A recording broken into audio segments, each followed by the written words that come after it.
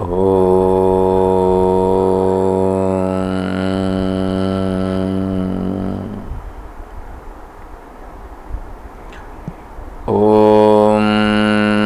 సదాశివసమారంభాం శంకరాచార్యమధ్యమాం తత్వవిదానందపర్యంతం వందే గురుపరంపరాం. ఓం శ్రీ గురుభ్యో నమః. పరిపూర్ణ పరబ్రహ్మస్వరూపులకు ప్రియాత్తమ బంధువులారా, ఓం. పూజ్య గురుదేవులు తత్వవిదానంద సరస్వతి స్వాముల వారి దివ్యచరణారవిందములకు ప్రణమిల్లుతూ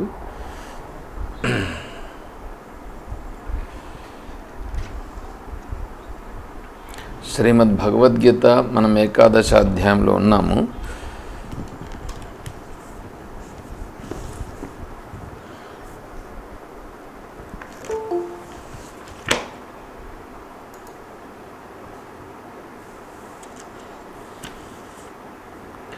ముప్పై 35వ శ్లోకము. సంజయ ఉవాచ ఏతచ్ఛ్రుత్వా వచనం కేశవస్య కృతాంజలిర్వేపమానః కిరీటీ నమస్కృత్వా భూయ ఏవాహ కృష్ణం సగద్గదం భీతః ప్రణమ్య. సంజయుడు చెప్తున్నాడు. ఏమని చెప్తున్నాడు? శ్రీకృష్ణ భగవానుని యొక్క ఈ వచనమును విని అర్జునుడు వణికిపోతూ చేతులను జోడించి నమస్కరించి మరలా శ్రీకృష్ణుని ఉద్దేశించి ఇట్లు పలికెను. అతడు మరలా చాలా భయపడుతూ నమస్కరించి బొంగురుపోయిన గొంతుతో ఇట్లు పలుకుతున్నాడు. అర్జునుడు విశ్వరూపాన్ని చూచినాడు. విశ్వరూపంలో ద్రోణుణ్ణి, భీష్ముణ్ణి, కర్ణుణ్ణి, జయద్రథుణ్ణి వీళ్ళందరినీ కూడా నేను సంహరించేసినానని చెప్పి శ్రీకృష్ణ పరమాత్మ చెప్పాడు. అర్జునుడు దాన్ని విన్నాడు. అర్జునుడు వినడమే కాకుండా సంజయుల వారు కూడా విన్నాడు. ఇప్పుడు సంజయుడు ఆ విషయాన్ని ధృతరాష్ట్రుని కూడా చెప్పాడు. ధృతరాష్ట్రుని యొక్క మనస్సులో ఏమైనా భావములు మార్పు చెందినాయా అని చూచాడు. చూస్తే ఆయనకి ఏమీ గిర్పులేం రాలా. అప్పుడు అర్జునుని యొక్క మానసిక పరిస్థితిని చెప్పడం ప్రారంభిస్తున్నాడు. ఎందుకంటే ధృతరాష్ట్రునికి సంజయుడు ఆ విశ్వరూపాన్ని మొత్తము బాగా వివరించినప్పటికీ ధృతరాష్ట్రుని యందు మార్పు రాలేదు.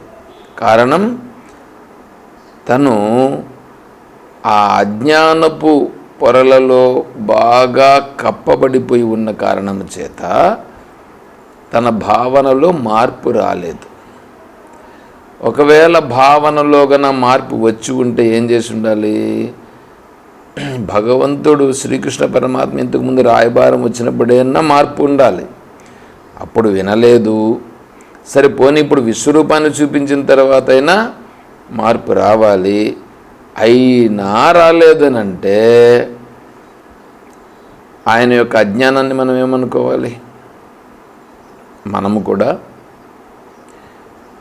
భగవంతుని యొక్క తత్వాన్ని తెలుసుకుంటూ ముందుకు వెళుతూ ఉంటే మనలో ఇంతకు ముందున్నటువంటి ప్రభావాలు ఏమున్నాయో అవి, తర్వాత మనము భగవంతుని మార్గంలో ప్రయాణం చేయాలి. దీనికి ఈ యొక్క ప్రతిబంధకాలన్నీ కూడా అడ్డంకొస్తున్నాయి. వాటన్నింటినీ నేను అధిగమించి ముందుకు వెళ్ళాలి అనే భావన మనకు ఉండాలి. ఎందుకంటే ఈశ్వరుడు సర్వము ఉన్నాడని చెప్పి ఇప్పుడు ఇక్కడ మనకు బాగా చాలా స్పష్టంగా అర్థమైందిగా. ఇప్పుడు సర్వము ఈశ్వరుడే ఉన్నప్పుడు ఆ ఈశ్వరుని ప్రభావము కించిత్తు కూడా లేకుండా ఏమీ లేదు, మొత్తం ఉన్నది ఈశ్వరుడే. మరి ఈశ్వరుడు అయినప్పుడు, మరి అటువంటి ఈశ్వరుడు అయినప్పుడు ఇంక ఈశ్వరునికి తెలియదా ఏమి జరుగుతుందో, ఎలా జరుగుతుందో అంతా ఈశ్వరునికి తెలియదా? తెలుస్తుందిగా. మరి ఇంక నేను ఇంక దాంట్లో వేలు పెట్టి వేరే విధంగా నేను చేయాల్సిన అవసరం ఏంటి? అంతా ఈశ్వరేచ్ఛ. ఈశ్వరుడు ఎలా జరిపిస్తే అలా జరిపించని, నేను కూడా అందులో ఈశ్వరుడు జరిపిస్తున్నట్లుగానే నేను ఉంటాను. నేను ఆ ఈశ్వర భావానికి తగినట్లుగా అనుగుణంగా నేను కూడా నా యొక్క విద్యుక్త కర్తవ్యాన్ని చేస్తాను అని కదా ఉండాలా. కానీ మనమేం చేస్తాం? మనము ఇంత తెలుసుకున్నా కూడా మనము ఎలా అనుకుంటున్నామో అలాగే మళ్ళా మన మనస్సు పోతుంది. ఎలాగా? ఈ ధృతరాష్ట్రుని యొక్క మనస్సు ఎలా పోయిందో మన మనస్సు కూడా అలాగే పోయింది. ధృతరాష్ట్రుని యొక్క మనస్సులో ఇక్కడ విశ్వరూపాన్ని చూపించినా కూడా ఏమి జరుగుతుందో ఏమో, ఇది సత్యమో అవునో కాదో అనేటువంటి సందిగ్ధావస్థలో ఉండొచ్చునేమో. అందుకని ఆయన ఇప్పుడైనా సంధికి ప్రయత్నం చేసి ఉండొచ్చు. ఇప్పుడు కూడా ఒకవేళ ధృతరాష్ట్ర మహారాజు అయా సంధి చేసుకోవడానికి నేను అంగీకరిస్తున్నాను, కాబట్టి యుద్ధము అవసరం లేదు అని కన్నా మెసేజ్ ధర్మరాజు గారికి పంపించి ఉంటే యుద్ధము నిలిపేసి ఉండేవారేమో. కానీ ధృతరాష్ట్రుడు అట్లేమన్నా మనసు మార్చుకున్నాడా? మార్చుకోలేదు. అందువలన అక్కడ ధృతరాష్ట్రునికి మనస్సు మారలేదు, ఇక్కడ మనకు కూడా మనస్సు ఎంత తెలుసుకుంటున్నా కూడా మారదు. ఇప్పుడు అర్జునుని యొక్క మానసిక పరిస్థితిని సంజయుడు వివరిస్తున్నాడు. ఈ విధంగా భగవంతుడు తన విశ్వరూపమును చూపించిన తర్వాత, విశ్వరూపం చూపించడమే కాకుండా ఈ భీష్ముడు, ద్రోణుడు, కర్ణుడు వీళ్ళందరినీ కూడా నేను ఆల్రెడీ చంపేసినాను. నిమిత్త మాత్రం భవ, నువ్వు కేవలం నిమిత్త మాత్రుడుగా ఉండడమే అని భగవంతుడు చెప్పినటువంటి మాటలను విని కృతాంజలి వేపమాన కిరీటి అర్జునుడు కృతాంజలి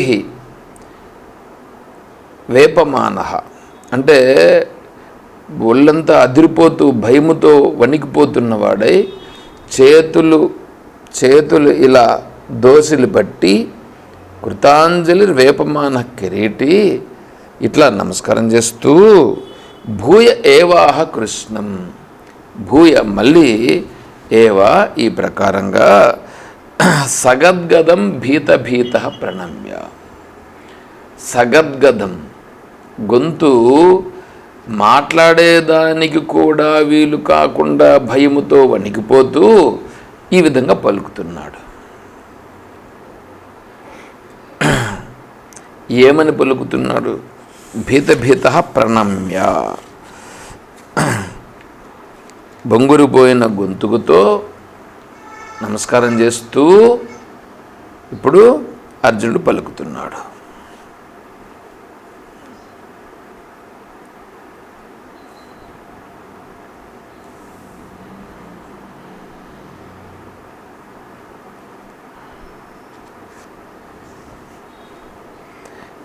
అర్జునుడు చెప్తున్నాడు, స్థానే హృషీకేశ తవ ప్రకీర్త్య జగత్ప్రవృష్యత్యనురజ్యతే చ రక్షాంసి భీతాని దిశో ద్రవంతి సర్వే నమస్యంతి చ సిద్ధసంఘాః. స్థానే హృషీకేశ, హే హృషీకేశ సంబోధన. హృషీకేశ అర్జునుడు ఎట్లున్నాడు? భీతితో భయపడి వణుకుతున్నాడు. హృషీకేశ అంటే హృషీకములు అంటే ఇంద్రియములు, ఈశాన్ అంటే ఇంద్రియములకు అధిష్టానముగా ఉన్నటువంటి వాడు. అంటే ఇంద్రియములన్నీ దేని ఆధారము చేత నిలబడి ఉన్నవో అది. ఇంద్రియములన్నీ దేని ఆధారంతో ఉన్నాయి? చైతన్య ఆధారముతోనే ఉన్నాయి. అంటే ఆ చైతన్యాధారముతో ఉన్నటువంటి ఇంద్రియములను ఇప్పుడు భయపడిపోతూ ఉండేది అర్జునుడు. ఇంద్రియాలన్నీ వణికిపోతున్నాయి. ఈ వణికిపోతున్నటువంటి ఇంద్రియాలను స్వస్థతపరుచుట కొరకై ఇంద్రియాలకు అధిష్టానంగా ఉన్న చైతన్య స్వరూపుడైనటువంటి ఆ పరమాత్మను ఇప్పుడు అడుగుతున్నాడు. ఒక అర్థం. రెండవది, కేశములు అంటే ఇక్కడ కష్టములు లేదా దుఃఖములు, హృషీకములు అంటే తొలగించుట, దుఃఖమును తొలగించేటువంటి హే పరమాత్మ అని సంబోధిస్తున్నాడు. అంటే ఇప్పుడు అర్జునుడు ఈ భయముతో ఉన్నాడు కాబట్టి ఈ భయమును పోగొట్టు మహాత్మా అనే భావనతో ఇక్కడ మాట్లాడుతున్నాడు. స్థానే హృషీకేశ తవ ప్రకీర్త్యా, స్థానే తవ ప్రకీర్త్య తన్మాహాత్మ్య కీర్తనేన శృతేన హే హృషీకేశ, హే మహాత్మా, నీవే అన్నింటికీ తగినటువంటి వాడవు. ఎందుకంటే ఇప్పుడు డైరెక్ట్గా చూశాడుగా, విశ్వరూపాన్ని చూశాడు. విశ్వరూపంలో అన్నీ తను మింగేస్తున్నాడు, లోపలికి మింగేస్తున్నాడు. చప్పడి అన్ని పచ్చళ్ళు కూడా అయిపోతున్నాయి. అట్లా పచ్చళ్ళు కూడా అయిపోతూ ఉండేటువంటి దాన్ని చూసిన తర్వాత ఇంకా చెప్తున్నాడు, నీవే సత్యమైనటువంటి వాడవు. స్థానే హృషీకేశ తవ ప్రకీర్త్య జగత్ ప్రహృష్యనురజ్యతే చ.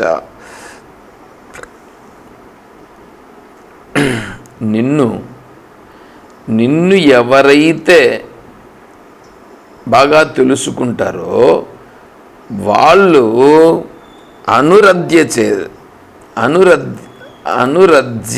చ.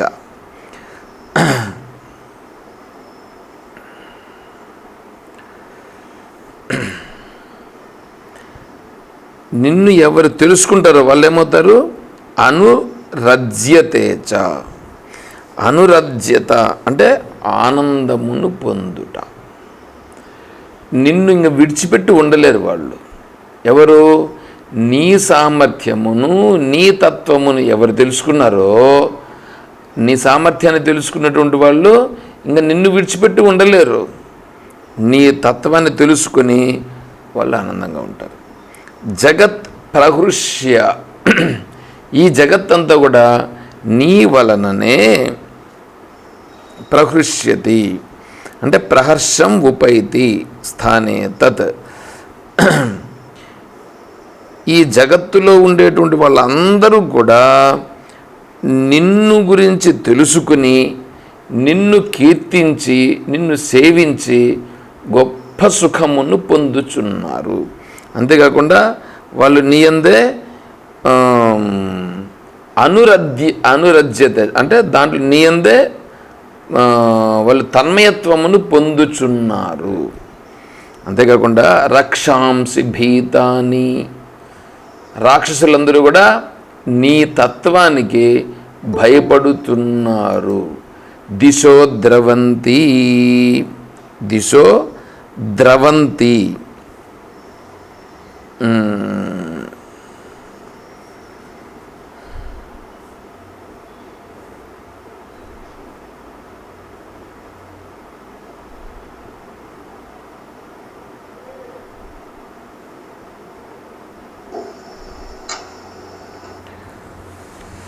ఈ రాక్షసులు భయపడి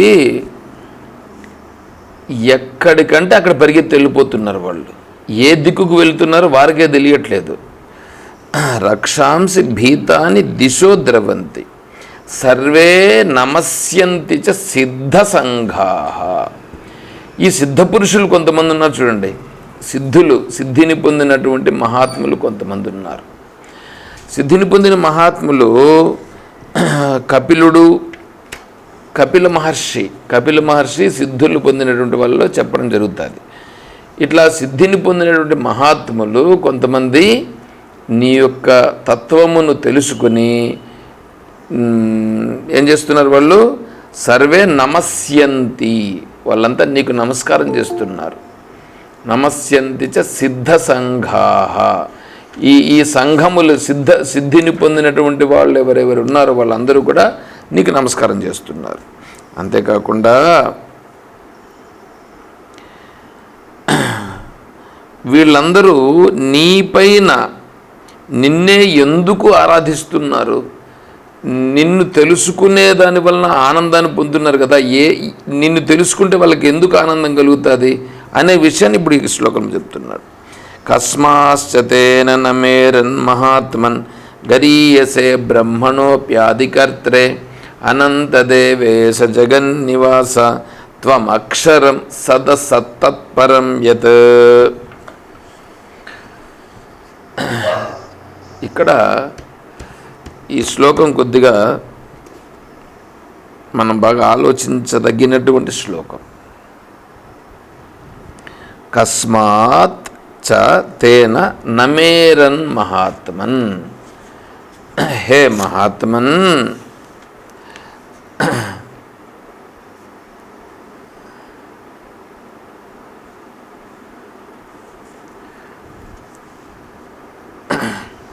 ఈ సకల దేవతలు నిన్ను నమస్కారం చేస్తున్నారు.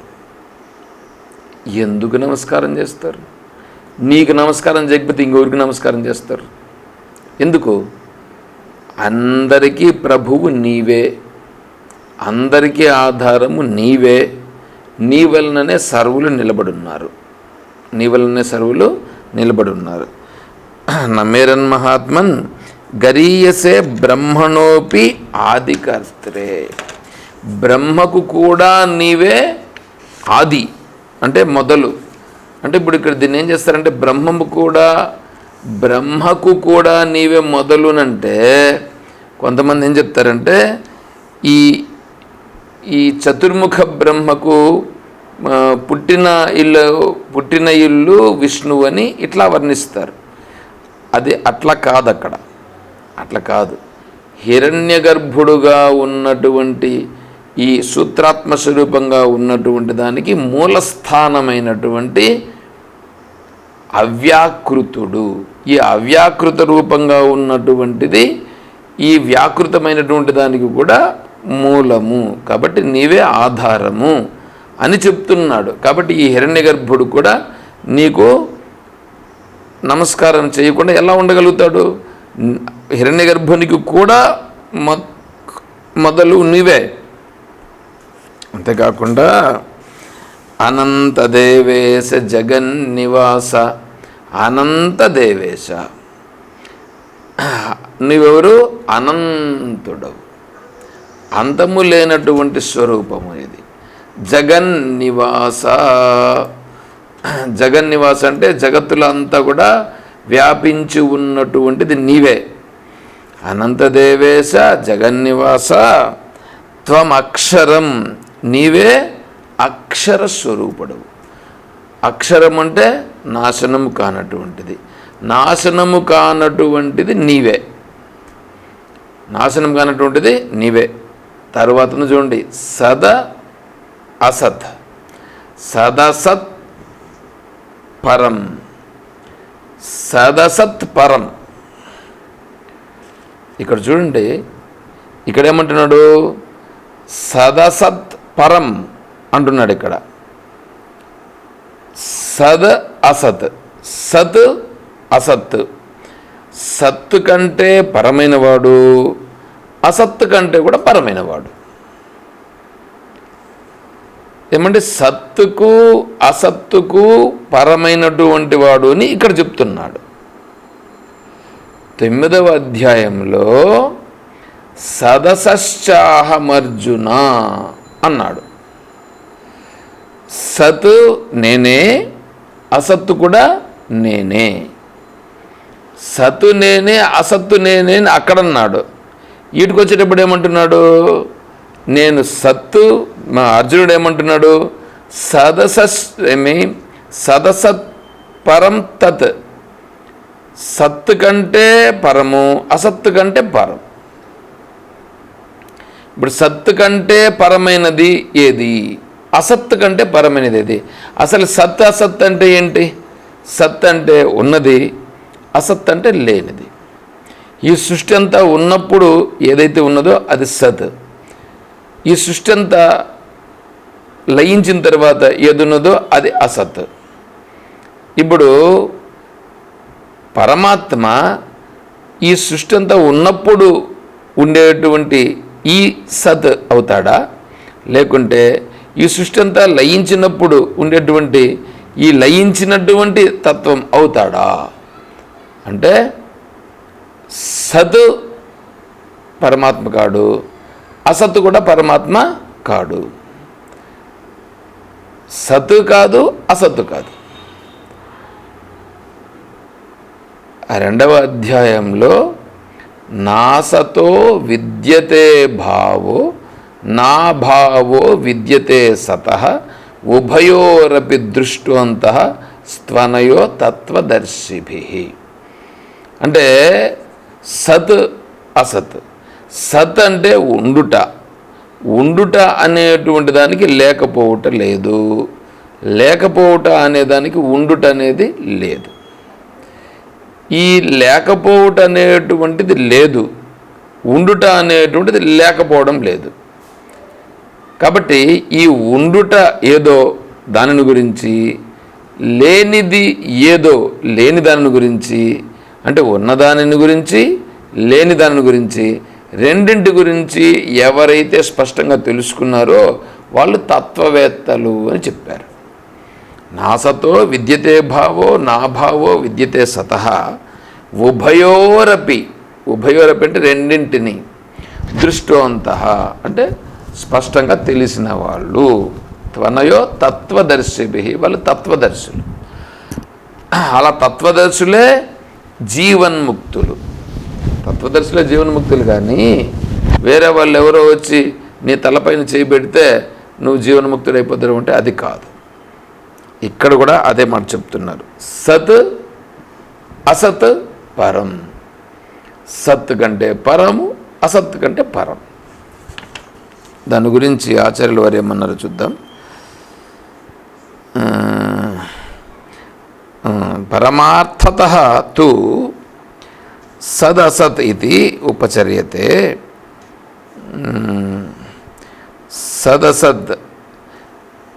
సదసద్ విద్యమానం అసత్ చ యత్ర నాస్తి ఇది బుద్ధి.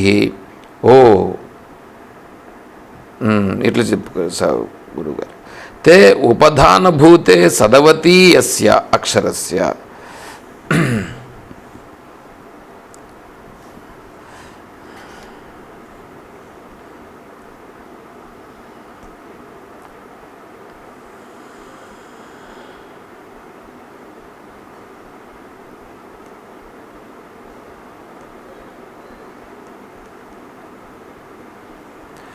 ఇప్పుడు మీరు ఒక విషయాన్ని తెలుసుకుంటున్నారండి, ఒక విషయాన్ని తెలుసుకుంటున్నారు. తెలుసుకుంటూ ఉండేదేది బుద్ధి. బుద్ధి ఒక విషయాన్ని తెలుసుకుంటా ఉంది. బుద్ధి విషయాన్ని తెలుసుకునేటప్పుడు అది సత్ అవుతుంది. అంటే బుద్ధి తెలుసుకుంటుంది కదా ఒక విషయాన్ని. బుద్ధి తెలుసుకుంటూ ఉండేటువంటిది ఏది ఉందో అది సత్ అయింది. బుద్ధి ఏ విషయమును తెలుసుకోలేదో, ఏదో ఒక విషయాన్ని తెలుసుకోలేదు, అది అసత్ అయింది. బుద్ధికి ఇక్కడ ఏమంటున్నా అంటే, నేను చెప్పింది ఆల్రెడీ చెప్పారు గురువుగారు. అంతేకాకుండా ఇది కూడా చెప్తున్నారు. దేని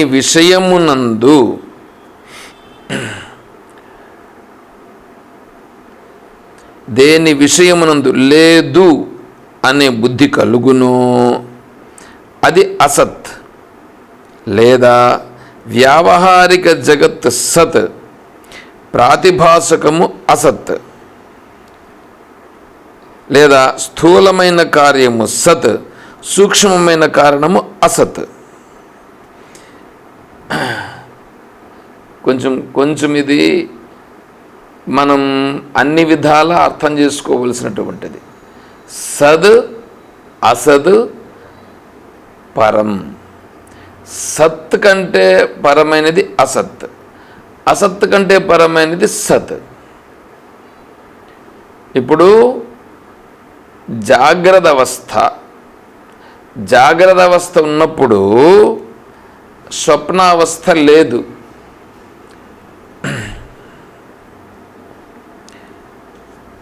జాగ్రత్త అవస్థ ఏమో ఇప్పుడు ఉంది. ఇది వ్యావహారిక జగత్. దాన్ని అందుకని వ్యావహారికమని ప్రయోగిస్తారు. అంటే నిత్య సత్యత్వం కాదు ఇది.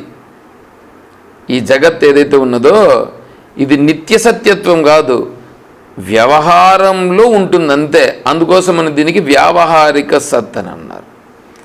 తర్వాత ప్రాతిభాసిక సత్. ప్రాతిభాసిక సత్ అంటే ఇప్పుడు కళ గురించి నీకు తెలుస్తూ ఉంది కదా, కళ గురించి నీకు తెలుస్తుంది. ఎప్పుడు తెలుస్తుంది? ఇప్పుడు కూడా నువ్వు కళ వచ్చిందని చెప్తున్నావు, కానీ ఆ కళ ఎట్లా ఉంటుందో మనం చెప్పలేం. కాబట్టి అది ప్రాతిభాసికము, ఇది వ్యావహారికము. ఇప్పుడు వ్యావహారికం కరెక్టా, ప్రాతిభాసికం కరెక్టా? అంటే ఇది ఉన్నప్పుడు అది లేదు, అది ఉన్నప్పుడు ఇది లేదు. కాబట్టి ఏంటి, ఇది ఉన్నప్పుడు అది లేదు అంటే అది లేదయింది, అది లేనిదయింది. అది ఉన్నప్పుడు ఇది లేదు అంటే ఇది లేనిదయ్యింది. అంటే రెండు లేనటువంటివే. ఒక్కొక్కప్పుడు ఒకటి వచ్చి పోతూ ఉంటాయి. కాబట్టి రెండు కూడా సత్యం కాదు. రెండు కాకుండా రెండింటిని తెలుసుకునేది ఏది ఉందో అది బ్రహ్మ అని చెప్పడం జరుగుతుంది అన్నమాట. అది ఒకటి.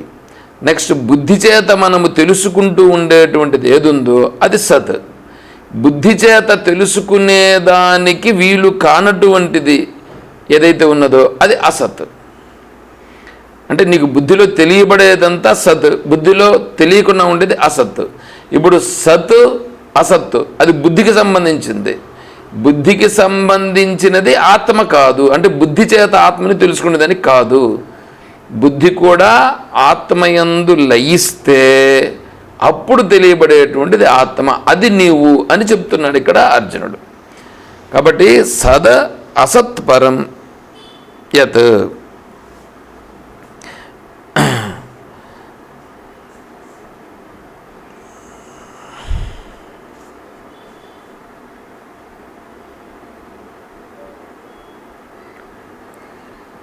ఆ పరబ్రహ్మ సత్ అసత్తులకు రెండింటికి అతీతం. ఏ అక్షర బ్రహ్మనైతే వేదవేత్తలు ఉపదేశిస్తున్నారో ఆ పరబ్రహ్మవు నీవే, అది పరమాత్మ, అది నువ్వుని ఇక్కడ చెప్తున్నాడు. అంతేకాకుండా త్వమాదిదేవ పురుష పురాణ స్త్వమస్య విశ్వస్య పరం నిధానం వేత్తాసి వేద్యం చ పరం చ ధామ త్వయా తతం విశ్వమనంతరూప. ఇంకా ఏమంటున్నాడంటే ఎంత భయపడిపోతూ చెప్తున్నాడు. భయపడిపోతూ ఆడ ఉన్నటువంటిది చూస్తూ దాన్ని చెప్తున్నాడు. త్వం ఆదిదేవ, నువ్వేమిటి ఆదిదేవుడవు. ఆదిదేవుడు అంటే మామూలుగా శివుణ్ణి ఆదిదేవుడు అని అంటూ ఉంటారు. ఇక్కడ అర్థం కాదు. ఆదిదేవ అంటే ఈ సృష్టి అంతటికి కూడా కారణమైనటువంటి వాడు, ఆది మొదట్లో ఉన్నటువంటిది నువ్వే. పురుష అనంటే ఈ పురమునందు నివసిస్తున్నటువంటి వాడు. ఏ పురమునందు? ఈ శరీరమే పురము. ఈ శరీరం అనే పురములో నివసిస్తున్నటువంటి వాడు కాబట్టి పురుషుడు. తర్వాత పురాణ అంటే పురాణమునందు చెప్పబడినటువంటి వాడు అని కాదు అర్థం ఇక్కడ. పురాణ అంటే చిరంతన. చిరంతన అంటే